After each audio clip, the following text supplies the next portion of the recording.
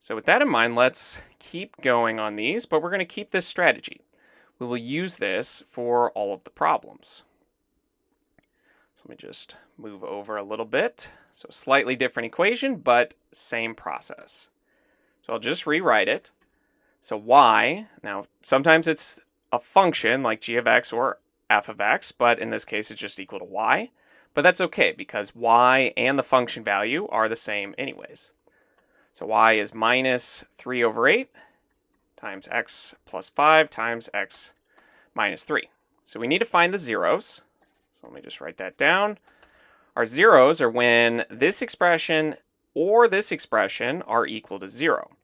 So if you plug in negative 5 there, this first one would be 0, and then you'd have 0 times something, but that's still going to be 0.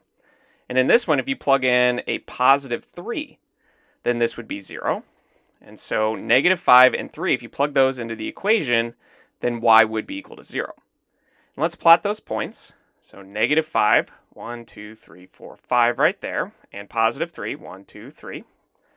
Now we'll use symmetry because we need to figure out what the x value of the vertex is. We need to figure out that axis of symmetry. So it's right in the middle of the two zeros. There's always symmetry with these quadratics, or parabolas in other words. So we're going to add them together. We're going to take their average. So we'll add them together, divide by 2. So minus 5 and 3 makes minus 2. And divided by 2 would be negative 1.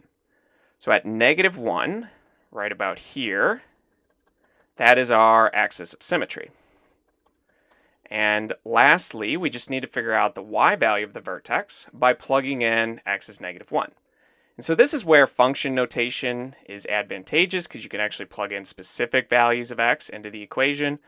But you could just say y evaluated at x equals minus 1. And so you have minus 3 over 8. And we have negative 1 plus 5, which is 4. And negative 1 minus 3, which is negative 4. And so you get negative 16 up here, but that's divided by 8. So I'm just going to rewrite the minus 3. So this negative 16 divided by 8 would be negative 2. And minus 3 times minus 2 would be positive 6. So that's the y value of our vertex. So our vertex, I'll write v for vertex, can be found at an x value of minus 1 and a y value of 6.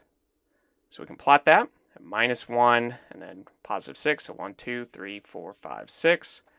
So somewhere right there. And then we can connect these points. And again, if you want to find this y-intercept, you could do that. You just have to plug in x is 0. So you get 5 times negative 3, which is minus 15, times 3, which is minus 45, divided by 8. So it's going to be a little bit less than 5, but it's a fractional number, so we're just going to estimate right there. But like I said, if you use the interactive grapher, it will plot it perfectly. So let's keep moving. Let's do a couple more of these just so that you can see several different examples. So let's do the zeros first. We need to figure out when our function is equal to 0. So let me just rewrite h of x is 1/4 times x minus 1 times x plus 7. And if you plug in 1 here, then that would make the function equal to 0. Since finding the zeros, we're just setting the function equal to 0. So 1 works, and negative 7 works here. Now, if you're not comfortable with guessing, and sometimes these are going to be more complicated, like you might have 2x plus 7, in that case, you want to just say this whole thing, x plus 7 in this case, has to be 0, and then you solve. So subtract 7 on each side, and you get x is minus 7. So if this was something more complicated, you could go forward dividing by 2, and you would get minus 7/2, a fractional term there. So you can't always just set whatever this expression is in parentheses equal to 0 and then solve it. And that will give you your zeros. So next step, we need to find the axis of symmetry. So we're going to graph these at 1 and let's see, 1, 2, 3, 4, 5, 6, 7 right there. So we need the value right in the middle of these. So we're going to take 1 plus negative 7 or minus 7 and we will divide that by 2. So that's minus 6 over 2, which is negative 3. And minus 3 is in the middle of these numbers. So right about here. let's draw in this axis of symmetry. So that's at x is -3. I'm going to rewrite that. That's a little sloppy.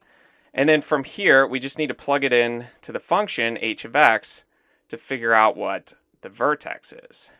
So let's do that. Let me change colors. So we want h of -3. We need to figure out that y value. So you have 1/4, and -3 minus 1 would be -4, and -3 plus 7 would be +4. So the 4's cancel, and you just get -4.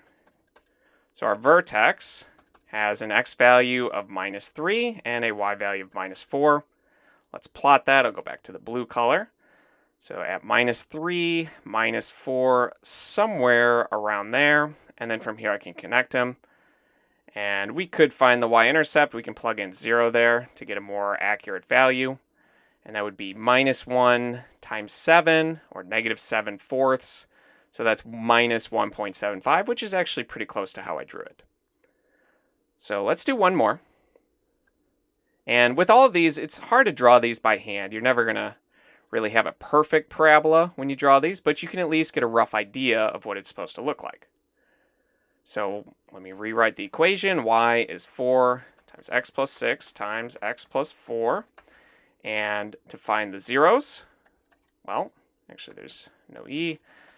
We just need to figure out when do these expressions equal 0. So at -6 and -4, so I'll plug those in, -6 and -4. If you plug those in, then the function, or y in this case, would be equal to 0. So I'm going to plot those at -4, so that's 1, 2, 3, 4, and at -6.